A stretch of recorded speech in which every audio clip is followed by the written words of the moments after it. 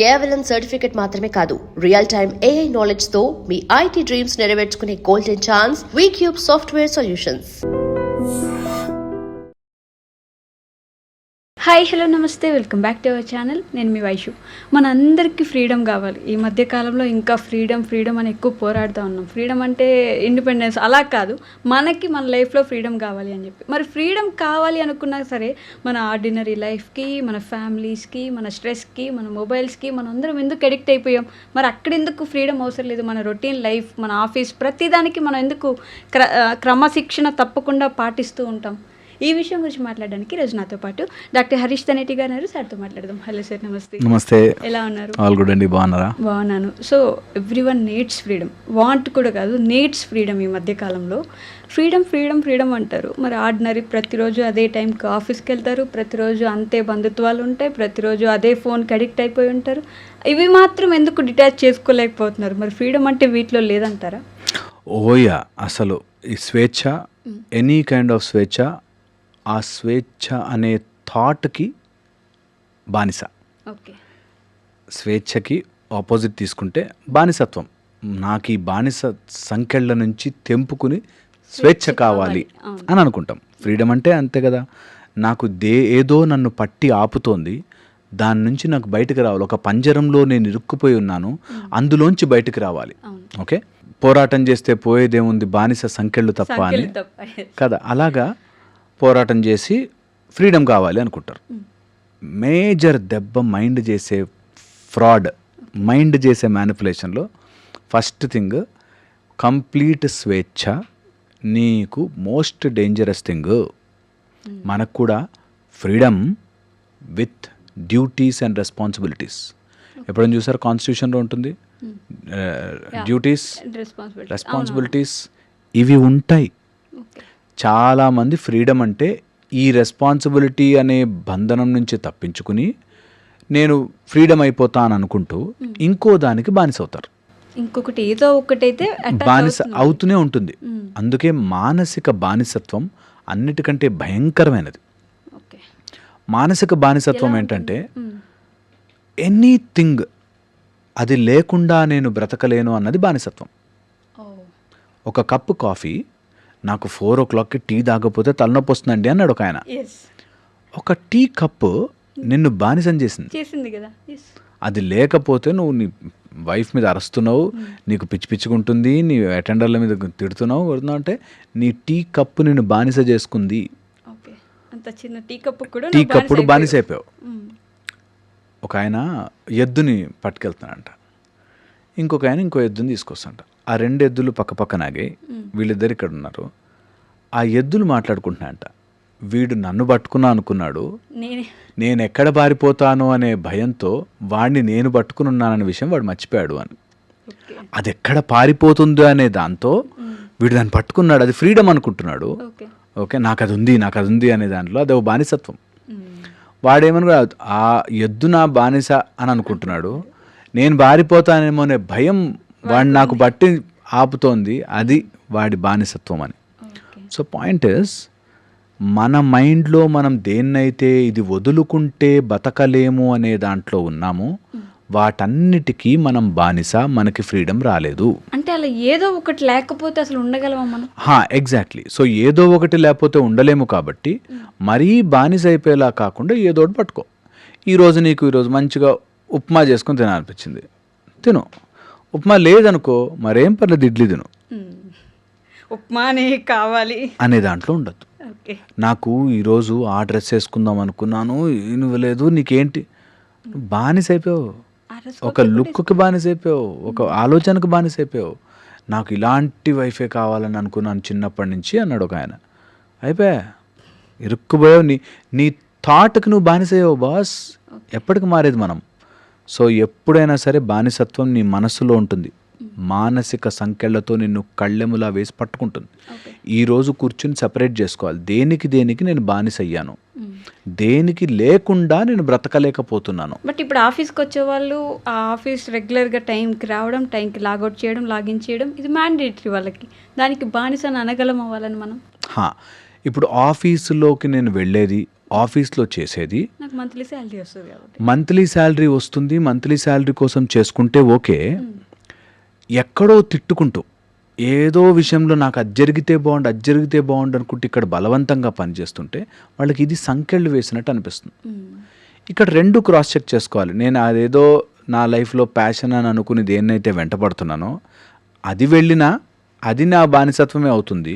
దేనికో దానికి నేను నా సమయాన్ని వెచ్చించుకోవాలి. కాబట్టి ఇదా అదా అన్నది బేరీజ్ వేసుకోవాలి.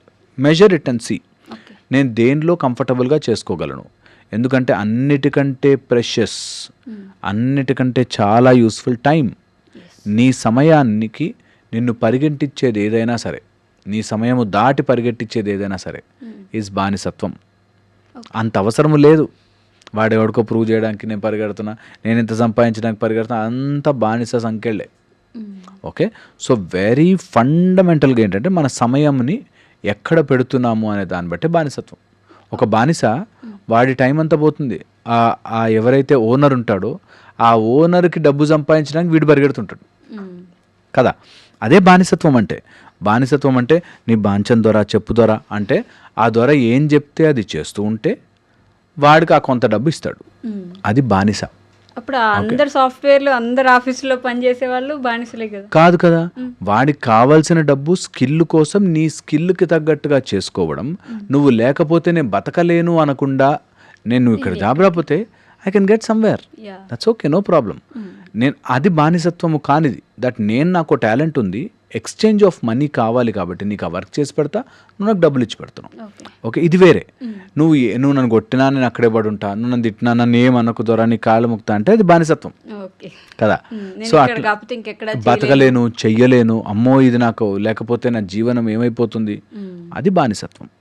ఓకే, ఇది బేసిక్. ఇంకొంచెం ఒక్క స్టెప్ ఫర్దర్ వెళ్తే, ప్రతి ఫ్రీడమ్ కోరుకునేవాళ్ళు రూల్స్ అండ్ రెస్పాన్సిబిలిటీస్ మర్చిపోయి నీ బాధ్యత ఏంటో గుర్తించకపోతే ఆ బాధ్యత వదిలేసుకోవడం ఫ్రీడమ్ అనుకునే వాళ్ళందరూ తప్పు. స్వేచ్ఛ వచ్చాక, ఫ్రీడమ్ వచ్చాక నీ బాధ్యత ఏంటో కూడా నీకు తెలియాలి. ఓకే, ఫర్ ఎగ్జాంపుల్ నాకు ఫ్రీడమ్ ఉంది, ఒక గిటార్ ఇచ్చాడు, ఇష్టం వచ్చినట్టు నా ఫ్రీడమ్ బై, అది మ్యూజిక్ రాదు. దానికి ఎంత పాజ్ ఇవ్వాలి, అదేంటి అట్లా పాజ్ ఇస్తేనే నాకు ఉన్నట్టు ఆ ఫ్రీడమ్ అంటే, అలా ఆ responsibility will give you good music.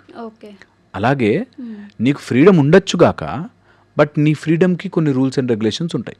అంటే చాలామంది ఈ మధ్య కాలంలో ఇన్స్టాగ్రామ్లో రీల్స్ వస్తూ ఉంటే, మేము ఫ్రీడమ్ చూస్ చేసుకున్నాం, ఈ రొటీన్ లైఫ్ మాకు వద్దని చెప్పి మేము అన్నీ వదిలేసి ఇలా బ్రతుకుతున్నాం. ఎలా అంటే లోకాన్ని పడి తిరగడం, ప్రపంచం చూసుకుంటూ మేము ట్రావెలింగ్ చేస్తూ మేము ఇలా బ్రతికేస్తాం అని చెప్తున్నారు. అది బానిసత్వం వదిలేసినట్టేనా మరి? హాయ్ కదా, వాళ్ళ టైం వాళ్ళ ఇష్టం, వాళ్ళ లైఫ్ వాళ్ళ ఇష్టం, వాళ్ళు ఎలాగైనా చేసుకోవచ్చు.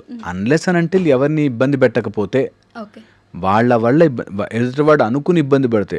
నాకు తెలిసిన ఒక మదర్ వచ్చారు, ఇది ట్రావెలింగ్ అని తిరుగుతోందండి, బండి వేసుకుని తిరుగుతుందండి, మగరాయుడిలాగా బండి వేసుకుని తిరుగుతుందండి, ఎలా చెప్పండి.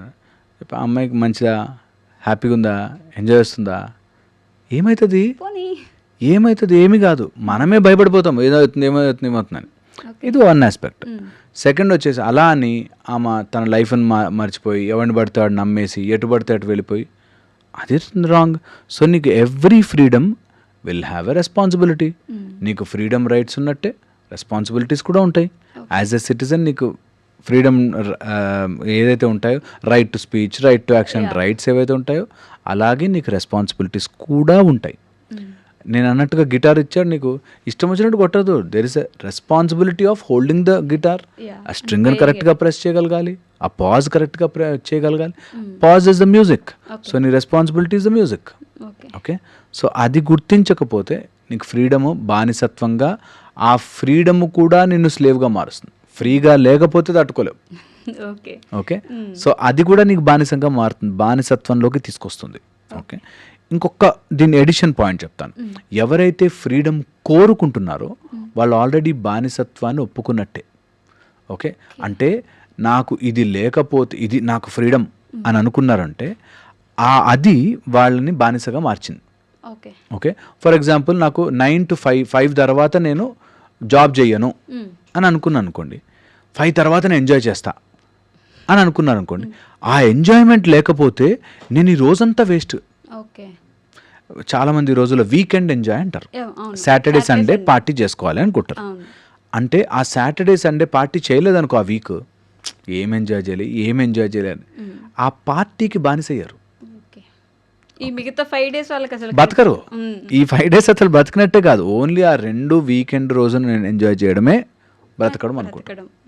ఇది అక్కడ వస్తుంది మిస్టేక్ అంతా. దట్ నువ్వు ఫ్రీడమ్ని అండ్ అందులోనూ ప్రొజెక్టెడ్ ఫ్రీడమ్స్, అది మోర్ డేంజరస్. ఎవడో చెప్పిన ఫ్రీడమ్, ఫ్రీడమ్ అంటే వీకెండ్ ఎంజాయ్ చేయాలరా అన్నాడు, ఇంకొకటి చెప్పాడు అనుకో, అది నాకు ఫ్రీడమ్ అని అనుకుంటారు. Projected freedoms are more danger. And ఇప్పుడు అలాంటి ఫ్రేమింగ్ ఈజీ.